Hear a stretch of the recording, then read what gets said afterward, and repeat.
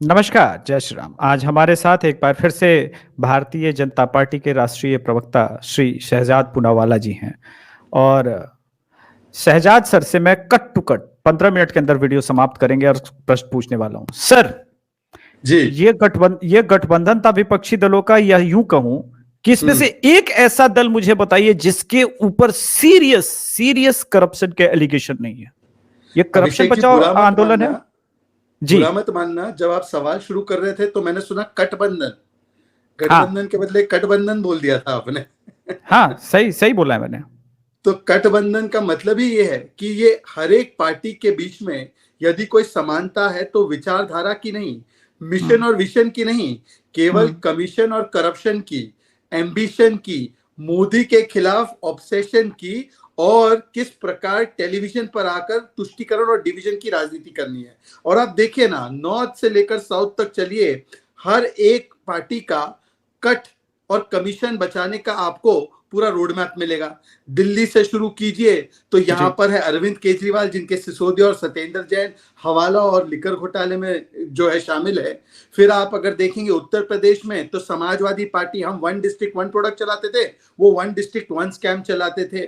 बिहार में देखे तो वहां पर तो गौ माता के चारा को चोरी करने वाले लोग ही बैठे हैं, और चारा चोरी नहीं, मतलब नौकरियों की भी चोरी कैसे की जाए, लैंड फॉर जॉब स्कैम, मतलब रिवर्स रॉबिनहुड।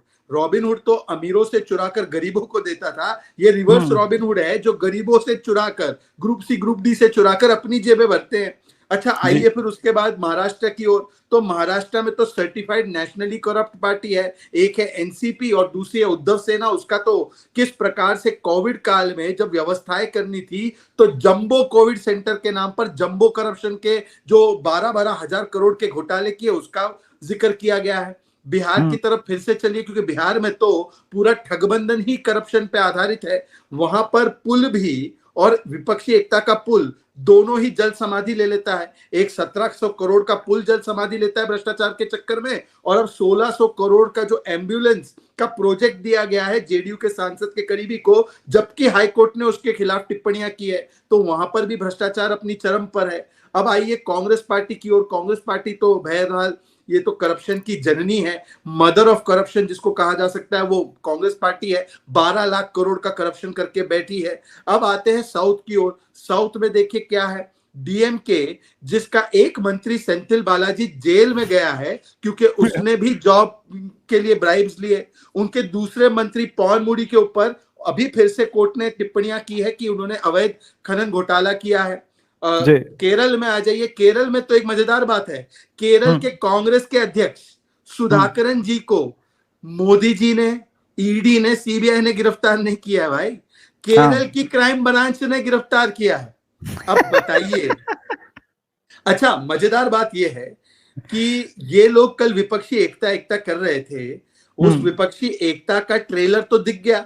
ओमर अब्दुल्ला ने किस प्रकार से आम आदमी पार्टी को हड़काया, टीएमसी के नेता यशवंत सिन्हा ने ट्वीट करके नीतीश कुमार को हड़काया, कांग्रेस पार्टी ने आम आदमी पार्टी को हड़काया, और किस प्रकार से, जिस तरीके से आज अजय माकन ने आम आदमी पार्टी को हड़काया है, ये सारे दिख रहे हैं एक साथ। तो मुझे लगता है ये कोई गठबंधन मिशन और विजन का नहीं, केवल करप्शन, कमीशन, फैमिली के पॉलिटिकल प्रोफेशन को बचाने का है। लेकिन शहजाद भाई, अब एक महत्वपूर्ण मुद्दे पे आते हैं, थोड़ा सा गंभीर।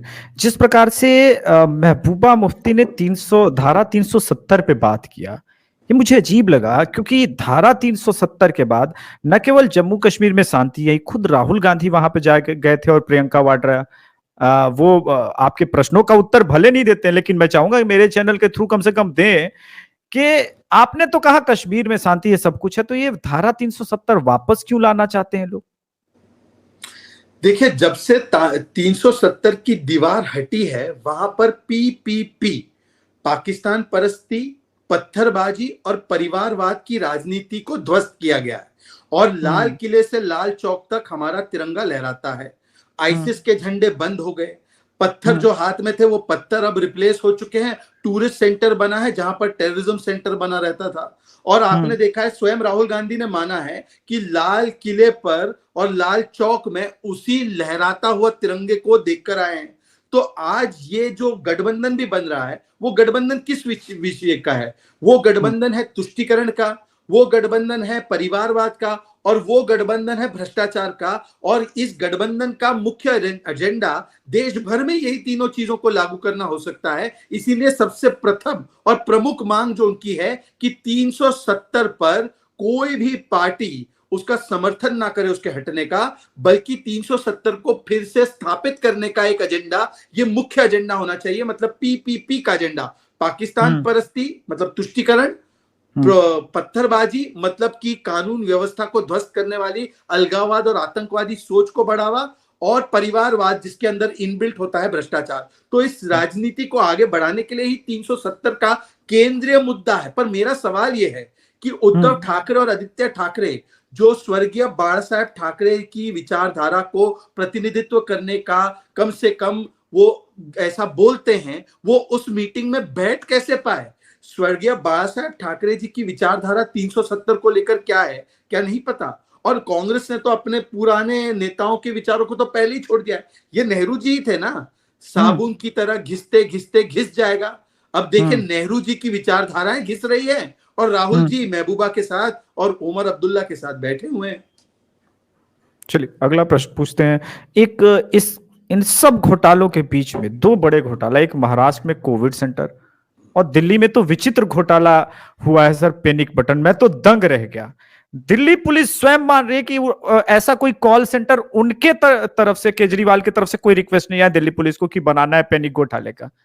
तो सर ये क्या है? ये मतलब ये हुआ क्या? ऐसे कैसे कोई बेवकूफ बना सकता है सर पूरे सिस्टम को? सर देखिए ऐसा है कि अगर भारतीय राजनीति में सियासी धर्मांतरण, पॉलिटिकल कन्वर्जन, देखिए हम लोग हमेशा सुनते हैं कि राइस बैग देकर कन्वर्ट किया गया, ये तो एक धार्मिक कन्वर्जन का हमने देखा है कितना विस्तृत जाल है।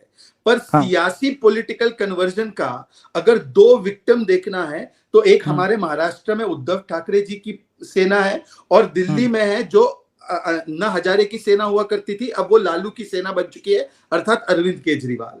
ये दोनों का किस प्रकार से पॉलिटिकल कन्वर्जन हुआ है देखिए। जो व्यक्ति कहता था कि मैं सावरकर जी के विषय में एक शब्द नहीं सुन सकता और मैं उनको जूते चप्पल मारूंगा, जो कहते थे कि मैं अपनी दुकान बंद कर दूंगा पर ये कांग्रेस और एनसीपी के साथ हाथ नहीं मिलाऊंगा, मैं कभी अपनी दुकान को कांग्रेस की तरह नहीं बनने दूंगा, सोनिया गांधी के सामने डैश डैश नाचते हैं।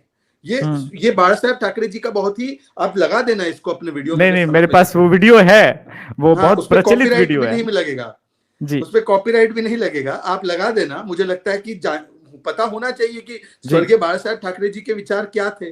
तो सोनिया जी के सामने जो नाचते हैं, उनके साथ आज उद्धव जी अगर गठबंधन में आ जाते हैं और सावरकर जी के विषय में सुन लेते हैं, और देखिए अगर इतना करीब आप वायरस के बैठोगे, देखिए अभिषेक जी, आप किसी वायरस के पास जाओगे तो वायरस का लक्षण आप में आएगा ना।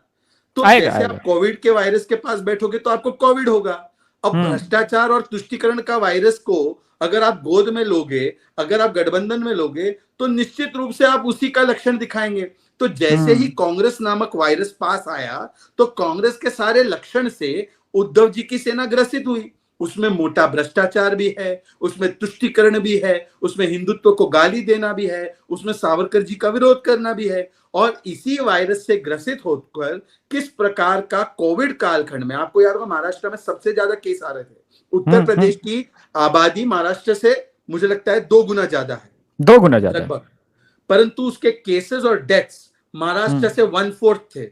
उल्टा योगी जी के नेतृत्व में महाकुंभ के आयोजन के बाद भी वहां पर कोई स्थिति बदली नहीं, परंतु महाराष्ट्र में जिस प्रकार से विस्फोट हुआ, वहां पर मंदिर बंद करवाए गए, ठेके खोले गए, और कोविड सेंटर खोलने के नाम पर 12,000 करोड़ का पता है कैसा घोटाला किया गया?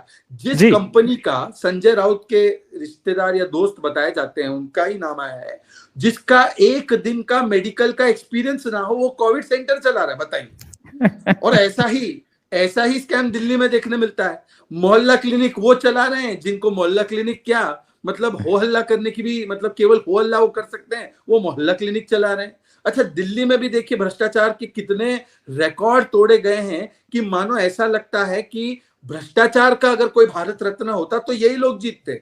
शीश महल के करप्शन से लेकर, उसमें भी करप्शन हुआ है, अब बताइए 1 करोड़ का कहीं पर्दा लगता है क्या? 8 करोड़ की कहीं आपने फर्श देखी है क्या? और 4 लाख का टॉयलेट सीट कभी बैठ पाएंगे क्या आप इस पे? और आम 4 आदमी है लाख जी का हम। टॉयलेट, हाँ देखिए वैसे मैं कह रहा हूं, तो 4 लाख का कमोड से लेकर 1 करोड़ के पर्दे में भी भ्रष्टाचार हुआ, ठेके खोले और खुलवाने जाने में भी, शराब घोटाले में भी मोटा भ्रष्टाचार हुआ। मनीष सिसोदिया आज भी जेल में है, तिहाड़ में है। जिस प्रकार से आपने देखा कि बस घोटाला हुआ है, बस खरीदने में घोटाला हुआ तो बस ही नहीं आ पाई है। जिस प्रकार से यमुना जी के लिए सफाई करने का पैसा दिया गया, वो पैसा गायब हो गया, विज्ञापन में चला गया, और कहां कहां चला गया किसी को नहीं पता। और ये पैनिक बटन आज जो दबा रहे हैं, उन्होंने भी किस प्रकार से ये पैनिक बटन का बताकर उसमें भी घोटाला किया है। ये अनेकों घोटाले, तो मैं इसको क्या कहता हूं, ये कॉलोनियल कजिन्स ऑफ करप्शन है। ये करप्शन के कॉलोनियल कजिन्स है। क्या नया एक टर्म दिया आपने। एक्चुअली अगर देखा जाए तो ये बहुत अंग्रेजी हो गया, कॉलोनियल कजिन्स ऑफ करप्शन। हम्म। मैं इसको हिंदी में परिभाषित करता हूं, ये अली बाबा और 40 चोर है। कल 40 चोर एक हो गए, अब अली बाबा ढूंढने की देर है। ये अपने में तय नहीं कर पा रहे कि अली बाबा कौन होगा। 40 चोर वैसे आ चुके हैं। अब देखिए अली बाबा का इंतजार है, कौन अली बाबा घोषित होता है। लालू जी तो बता रहे थे आप ही बन जाओ, आप ही बन जाओ, आप शादी कर लो, आप दूल्हे बन जाओ। तो मुझे लगता हाँ। है कि देखिए अब वो अली बाबा ढूंढने की देर है, तो अली बाबा ढूंढ रहे हैं ये लोग। आखिरी प्रश्न शहजाद भाई, उसके बाद रैप अप जी करेंगे शो। अ, हाँ नरेंद्र मोदी जी के इंटेंशंस क्लियर नजर आ रहे हैं कि वो 2024 का चुनाव करप्शन फ्री इंडिया के मूवमेंट पे लड़ना चाहते हैं। लेकिन ये आसान होगा जिस प्रकार से ये करप्ट लोग, एक तरफ तो Modi ji corruption free India चाहते हैं, लेकिन जिस प्रकार से ये लोग यूनाइट हो रहे हैं और लोगों को बहका रहे हैं डेमोक्रेसी बचाओ के नाम पे, क्या आप लोग के लिए आसान होने वाला है 2024? देखिए ये कोई डेमोक्रेसी बचाव नहीं है। एक बात समझिए अभिषेक जी, ये जी सारी कल की 15 पार्टियों की सूची, क्योंकि आप स्वयं पटना में थे, जी। एक पार्टी का नाम बताओ जहां डेमोक्रेसी जीवित है। कांग्रेस में डेमोक्रेसी है, आरजेडी में डेमोक्रेसी है, जदयू में डेमोक्रेसी है, समाजवादी में डेमोक्रेसी है। आम आदमी पार्टी जब से पैदा हुई तब से एक ही नेशनल कन्वीनर लेकर चल रही है। हमारे उस समय में 3 नेशनल प्रेसिडेंट चेंज हो गए, उधर डेमोक्रेसी है। डीएमके में डेमोक्रेसी है। अरे ये परिवार तंत्र को लोकतंत्र का सुंदर हिजाब पहना के लोकतंत्र बचाओ की बात कर रहे हैं। अच्छा टीएमसी का जो डेमोक्रेटिक नेचर है उसके बारे में तो अधीर रंजन बाबा बता रहे हैं। पश्चिम बंगाल में डेमोक्रेसी के साथ क्या चीरहरण हो रहा है इसके बारे में शहजाद छोड़ो, अधीर बाबा बता रहे, अधीर दादा बता रहे हैं।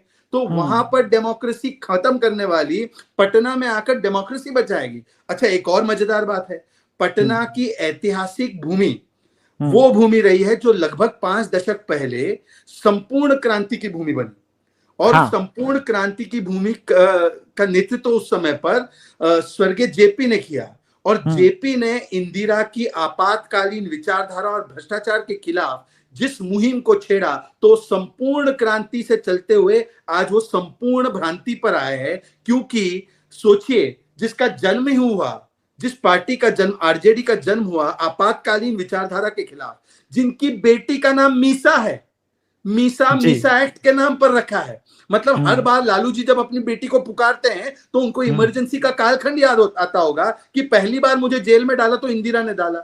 स्वर्गीय मुलायम सिंह यादव जी, जिनको हम सब नेताजी बोलते हैं, सबसे पहले अगर उनको जेल जाने का मौका मिला तो वो स्वर्गीय इंदिरा जी की वजह से मिला।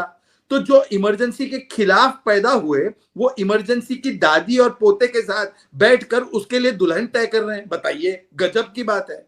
अच्छा दूसरी बात, ये जोड़ किसको रहे, इसमें तो लोकतंत्र तो जोड़ नहीं रहे। लोकतंत्र की स्थिति उनकी पार्टी में तो दिखाई दे रही है। ये जोड़ रहे हैं तुष्टीकरण को, ये जोड़ रहे हैं भ्रष्टाचार को, और ये जोड़ रहे हैं परिवारवाद को। और मैं आखिरी समाप्त करते हुए कहूंगा कि देखिए बड़ा क्लियर है, और इसको कपिल मिश्रा जी ने बहुत अच्छे तरीके से समझाया। आप उनका भी इस वीडियो में वो वीडियो डाल देना, उनके ट्विटर पर है। यदि आप आरजेडी को वोट करते हैं तो आप लालू के बेटे को वोट कर रहे हैं। यदि आप एसपी को वोट कर रहे हैं तो मुलायम के बेटे को वोट कर रहे हैं। यदि आप डीएमके को वोट कर रहे हैं तो आप स्टैलिन के और करुणानिधि के बेटों को वोट कर रहे हैं। यदि आप कांग्रेस को वोट कर रहे हैं तो आप सोनिया के बेटों को वोट कर रहे हैं, सोनिया के बच्चों को वोट कर रहे हैं। यदि आप आम आदमी पार्टी को वोट कर रहे हैं तो आप केजरीवाल और केजरीवाल के भ्रष्टाचारियों को वोट कर रहे हैं। आपको यदि अपने बच्चों के लिए वोट करना है तो ये बड़ा साफ है कि आपको वोट किसको देना है।